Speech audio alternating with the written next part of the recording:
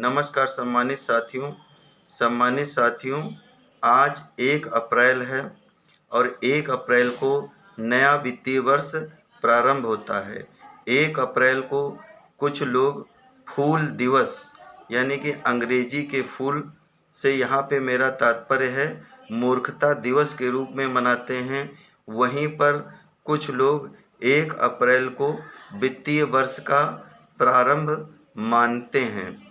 मित्रों, 1 अप्रैल उन लोगों के लिए फूल दिवस हो सकता है जिन लोगों को वित्तीय नीतियों की जानकारी नहीं होती है, किंतु वह लोग जो वित्तीय नीतियों की जानकारी रखते हैं यानी कि आर्थिक नीतियों की जानकारी रखते हैं, उन लोगों के लिए यह फुल प्रयोजन का दिवस है। यानी कि पूरी प्लानिंग का वर्ष है। पूरे वर्ष वह वित्तीय प्लानिंग किस प्रकार से करें कि जिससे कि हमारी आर्थिक उन्नति हो, वह लोग भी हैं। मित्रों, यहाँ पर मैं ये कहना चाहता हूँ कि प्रत्येक वर्ष 1 अप्रैल से लगा कर के पूरे वर्ष तक की हमें वित्तीय नियोजन, वित्तीय प्रयोजन एवं वित्तीय प्रबंधन पर ध्यान देना चाहिए। मित्रों, इसी के साथ मैं आपसे कुछ अपने विचार वित्तीय संदर्भ में भी साझा करना चाहता हूँ। मित्रों, जैसा कि हम सभी यह जानते हैं कि वैसे तो मैं यहाँ पे ये कहना चाहता हूँ कि वित्तीय नियोजन और प्रयोजन की जानकारी हमें अपने बच्चों को 13 वर्ष से देना प्रारंभ कर देना चाहिए। और रही हिसाब किताब की बात, तो हिसाब किताब हमें अपने बच्चों को 10 वर्ष से करना सिखा देना चाहिए।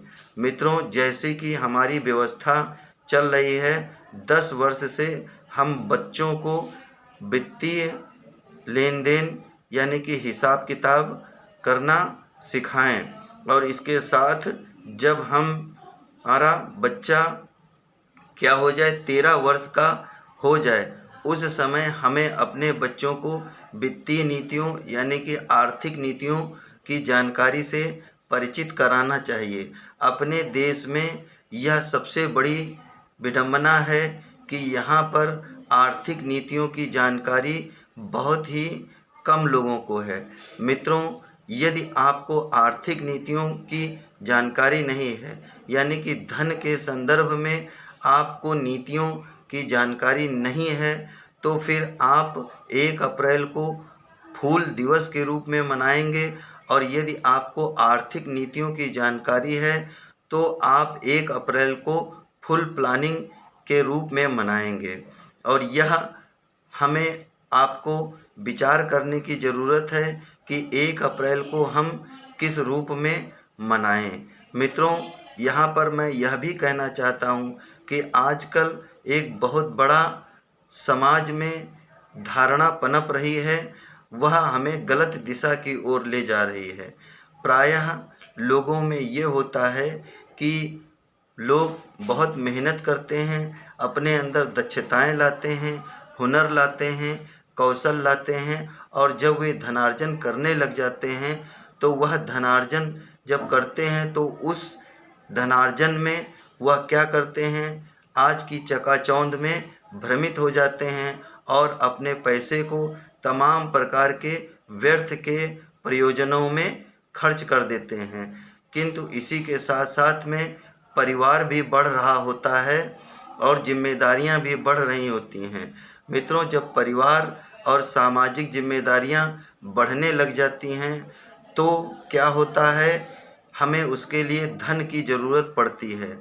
क्योंकि जब हमने धन अर्जित करना शुरू किया था तो उस समय हमने उसका कुछ भी अंश बचत नहीं किया।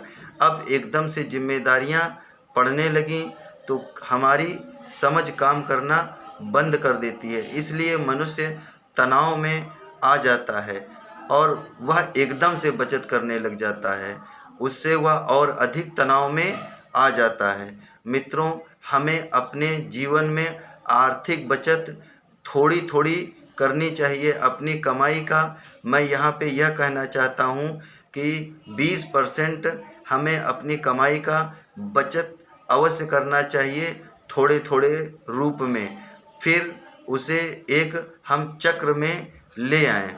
कुछ लोग तो शुरुआत में बचत करते नहीं हैं, इसके बाद एकदम से बचत करने का प्रयास करते हैं तो वह तनाव में आ जाते हैं। इससे उनके आगे व्यक्तिगत जीवन में, पारिवारिक जीवन में, सामाजिक जीवन में तमाम प्रकार की समस्याएं पैदा हो जाती हैं। तो इन समस्याओं को दूर करने के लिए मेरा मित्रों यहाँ पर आपसे कहना यह है कि प्रत्येक वर्ष आर्थिक नियोजन अवश्य करें। इसके साथ साथ में मासिक नियोजन तो आप करते ही करते हैं, पंचवर्षीय नियोजन जरूर करें धन के रूप में, और 10 वर्षीय करें, 15 वर्षीय करें, 20 वर्षीय करें, क्योंकि हमारे बच्चे, हमारी स्वयं की जिम्मेदारियां और हमारी सामाजिक जिम्मेदारियां और हमारे खर्चे सबके बीच में संतुलन बना रहे और हमारी ज़िंदगी आराम से चलती रहे।